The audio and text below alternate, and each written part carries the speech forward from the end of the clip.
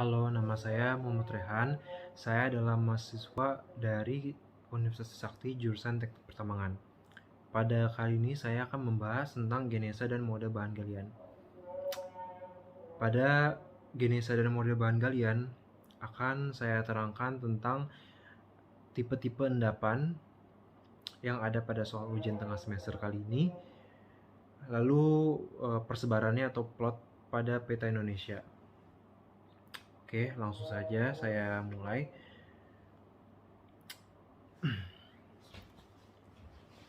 Oke. Jadi pada mulanya saya akan membahas tentang lapisan bumi terlebih dahulu.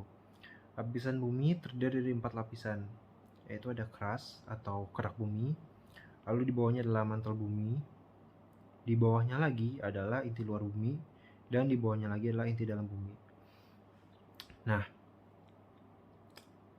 crust atau kerak bumi adalah lapisan paling tipis pada bumi. Nah, crust tersebut itu tempat terbentuknya suatu endapan. Nah, jika digambarkan secara 3 dimensi, di bawahnya ada mantel bumi. Nah, jadi mantel bumi ini adalah suatu cairan yang berupa magma yang kaya akan besi dan silika. Nah, mantel bumi ini karena mendapat tekanan dan panas yang luar biasa dari inti bumi, maka mantel bumi ini terus bergerak. Nah, mantel bumi ini karena terus bergerak, maka mantel bumi ini dapat mengikis kerak bumi tersebut. Nah, karena dapat mengikis kerak bumi tersebut, maka mantel bumi ini akan memasuki kerak bumi yang akan terbentuk sebuah dapur magma. Nah, jika di zoom in seperti ini, nah ini adalah dapur magma.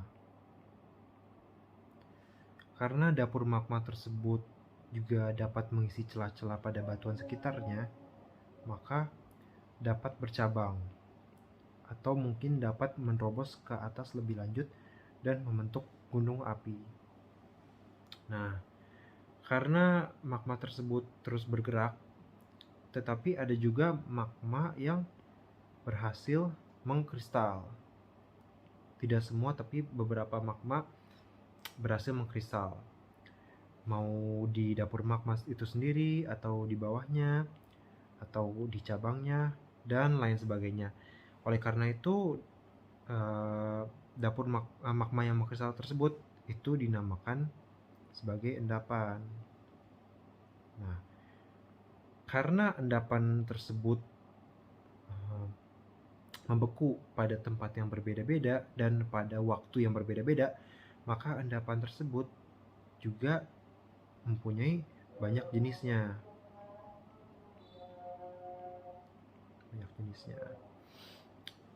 Unsur-unsur pembentuk endapan tersebut, mineral-mineral yang ada di endapan tersebut juga mempunyai banyak jenisnya. Namun untuk saat ini yang akan difokuskan adalah endapan magmatik. Jadi pada dasarnya ada 3 tipe endapan. Ada 3 magmatik. Yang kedua ada endapan sedimen. Yang ketiga ada endapan metamorfik. Nah, ketiga endapan ini itu tempat terjadinya pun berbeda-beda, dan juga waktu untuk membentuk sebuah endapan itu juga berbeda-beda. Namun pada kali ini kita akan membahas hanya pada endapan magmatik.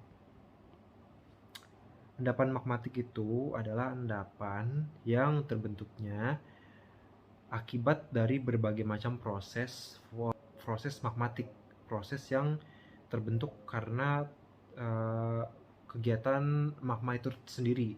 Jadi belum tertransport atau belum terurai. Jadi murni dari magma itu sendiri. Nah, endapan magmatik tersebut juga dibagi menjadi 3. Dan ada hidrotermal. Nah, untuk ujian tengah semester ini akan difokuskan di hidrotermal. Nah, masuk ke endapan hidrotermal.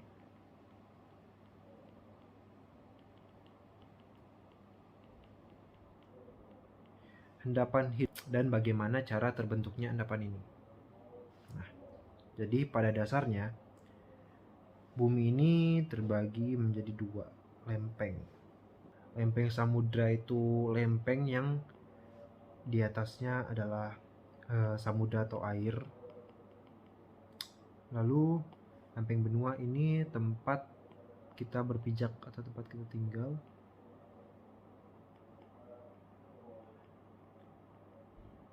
Yaitu lempeng benua. Nah, lempeng samudra ini ada peristiwa di mana lempeng samudra ini perlu diketahui lebih tipis dibanding lempeng benua. Karena lebih tipis, maka lempeng samudra tersebut karena ada panas dari mantel bumi,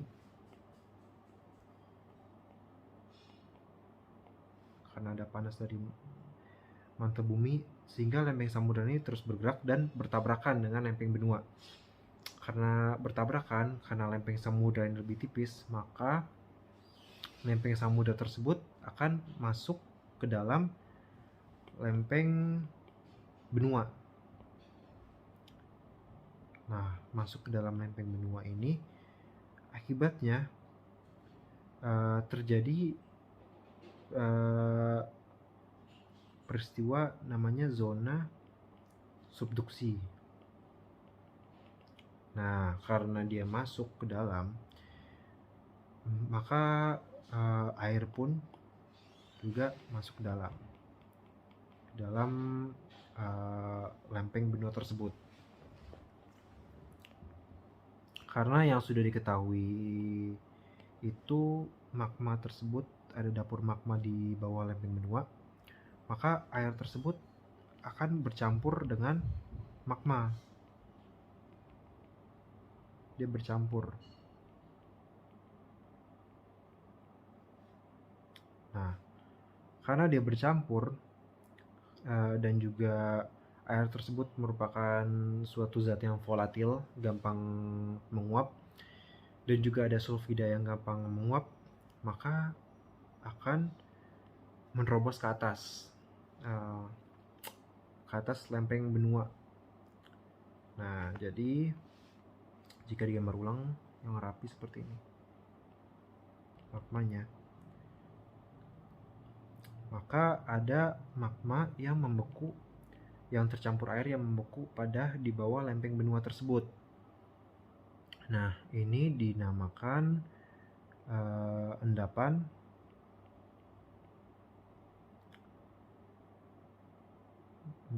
porfiri. Nah, endapan porfiri ini itu produknya atau mineralnya berupa tembaga, emas,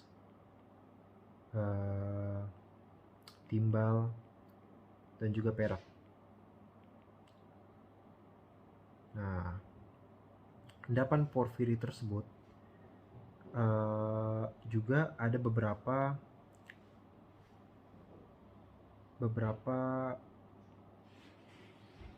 zat volatil yang belum mengkristal lalu membeku, membentuk endapan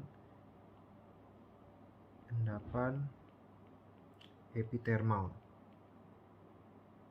Nah, jika di gambar ulang yang bagus seperti ini, Ini porfiri.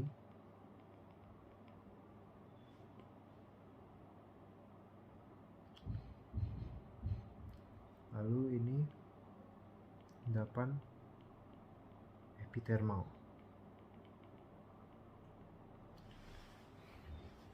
Nah, endapan epithermal ini juga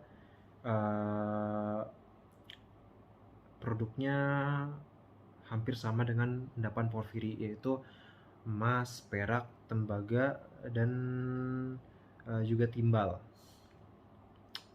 Nah, endapan epithermal ini juga terbagi menjadi 3. Ada endapan epithermal yang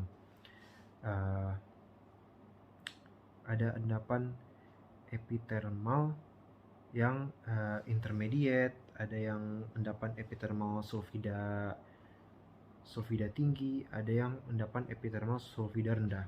Nah, endapan epithermal sulfida rendah ini biasanya terbentuk karena endapan tersebut sangat bercampur dengan groundwater atau air tanah. Sedangkan endapan epithermal sulfida tinggi tersebut terbentuk karena sulfidanya lebih tinggi dibanding air tanah tersebut. Nah, lalu ada juga magma yang sebelum terjadi porfiri, dia tercampur dengan country rock atau batuan lokal, batuan sekitar seperti limestone atau batu gamping.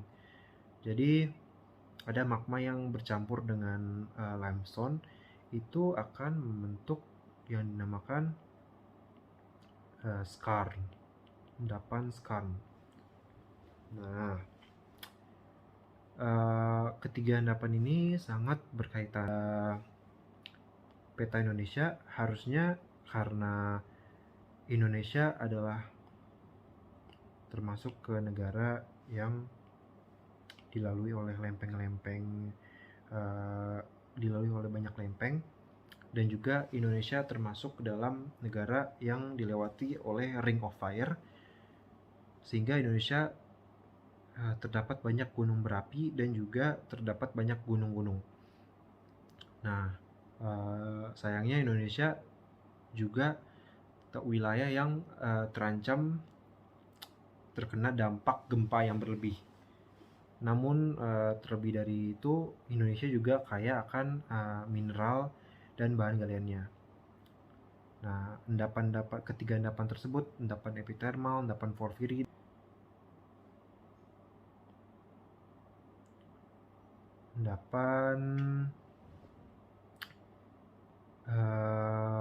porfiri dan epithermal karena terbentuk pada zona subduksi, yaitu tabrakan antar lempeng, maka endapan tersebut terjadi di sekitar Pulau Sumatera dan Pulau Jawa. Nah, ini karena Pulau Sumatera dan Pulau Jawa itu juga mengandung banyak emasnya, sehingga terdapat endapan porfiri. Nah, yang paling terkenal endapan porfiri dan epithermal sulfida rendah itu terdapat di Pongkor, PT Antam, tambang lama. Jadi di Pongkor terdapat cadangan emas yang sudah berjalan tambangnya karena adanya endapan epithermal sulfida rendah. Nah, untuk sulfida tinggi terdapat di Goa. Ini emas juga, cuman dia endapannya epithermal sulfida tinggi.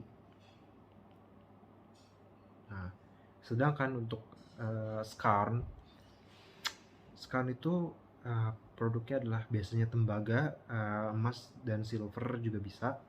Itu ada di Papua, di Arsberg. Harrisburg, yaitu PT Freeport sekarang. Nah, sudah. Jadi karena Indonesia sama yang lainnya, yaitu saya akan membahas tentang endapan VMS dan juga SEDEX. Nah, jadi ceritanya seperti ini. Jika ada kerak bumi yang lalu magmanya tersebut masuk ke dalam, maka magma tersebut akan keluar. Namun ini terjadinya pada lautan. Nah, karena magmanya tersebut keluar, karena magma mempunyai berbagai macam kandungan dan juga ada benda padat, maka magma tersebut pada lautan membentuk sebuah piling atau tumpukan seperti gunung kecil pada lautan. Nah, tumpukan ini dinamakan VMS atau Volcanic Massive Sulfide. Kenapa namanya Massive Sulfide? Karena pada VMS itu terdapat banyak kandungan sulfidanya sehingga membuat tumpukan-tumpukan. Lalu tumpukan-tumpukan tersebut juga ada black smokernya, yaitu magma yang keluar dari tumpukan tersebut, black smoker, itu juga membentuk sebuah VMS.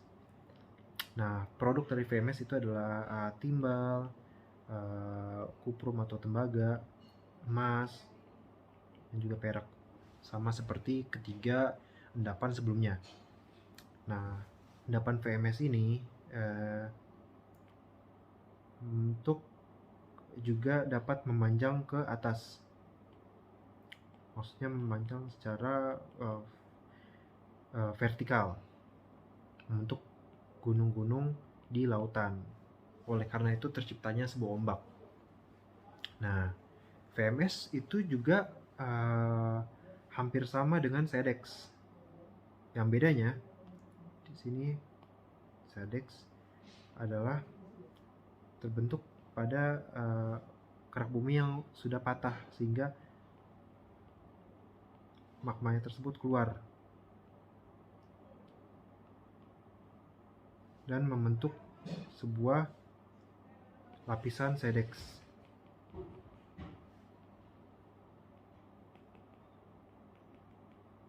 Kemudian lapisan ini juga terjadi pada lautan. Nah, SEDEX ini tersendiri itu juga kadang-kadang ditutupi oleh batuan sedimen di atasnya, sehingga lapisan SEDEX ini endapan SEDEX ini terdapat di bawah batuan sedimen. Nah, oleh karena itu SEDEX juga terdapat pada tempat yang bekas lautan. Nah, kadang ada terdapat SEDEX. Nah, SEDEX ini tidak jauh berbeda dengan VMS. VMS itu juga terjadi di bawah lautan, SEDEX juga terjadi di bawah lautan. Bedakan hanya jika SEDEX itu lebih banyak kandungan timbalnya dibanding VMS yang lebih banyak kandungan kuprum atau tembaganya. Nah, untuk VMS dan SEDEX sendiri saya tidak dapat menemukan lokasi di mana endapan tersebut ada di Indonesia. Video presentasi dari saya, apabila ada kekurangan dan kesalahannya mohon minta maaf. Assalamualaikum warahmatullahi wabarakatuh.